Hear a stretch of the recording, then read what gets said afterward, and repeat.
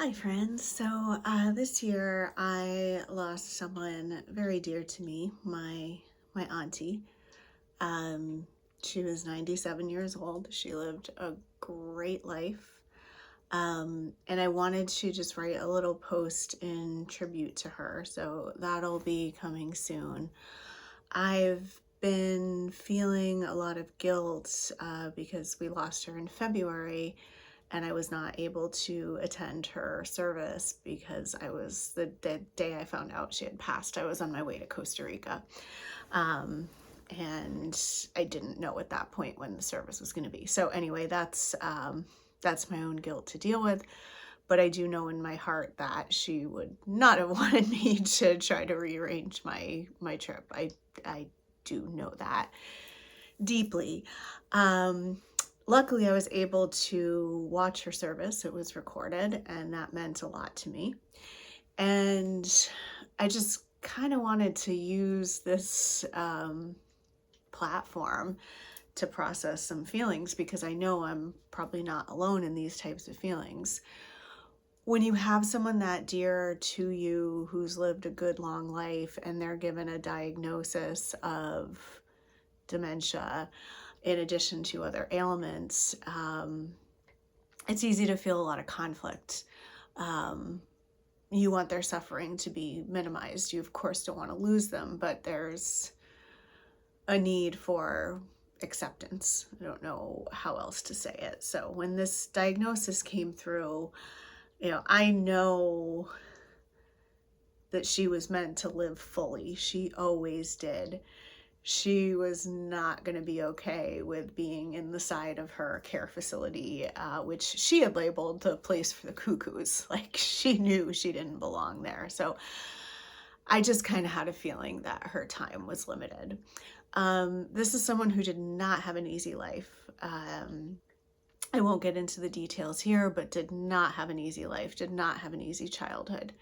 And my grandmother, who was her sister, really was like a mother figure to her. But she didn't let it get her down. It's such an inspiration. This is someone that could have been miserable and mean and just didn't have a mean bone in her body. I am going to miss her FaceTime calls. I've been missing her FaceTime calls. I luckily have some voicemails recorded, but as she embraced technology, got her first iPhone, I think at 90 years old, and would FaceTime me and others in her life who were important to her, and it just brought me a lot of joy. In the eulogy that was delivered by her grandson, he talked about her magnetism.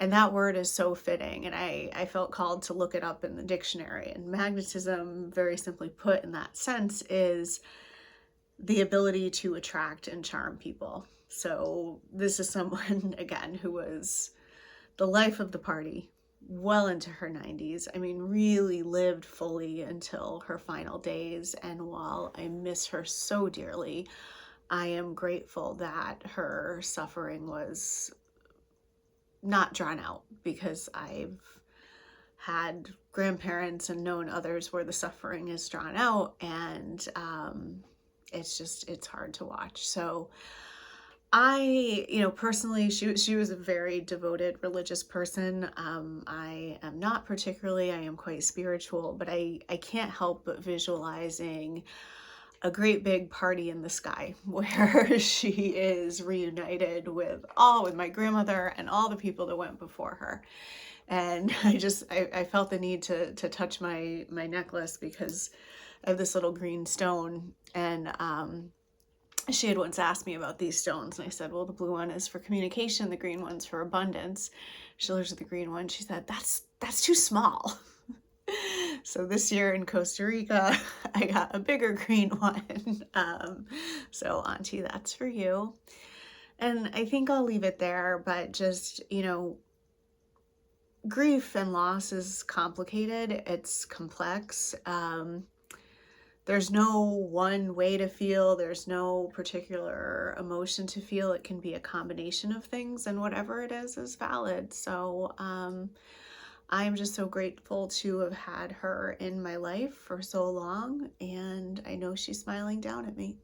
Thanks for listening.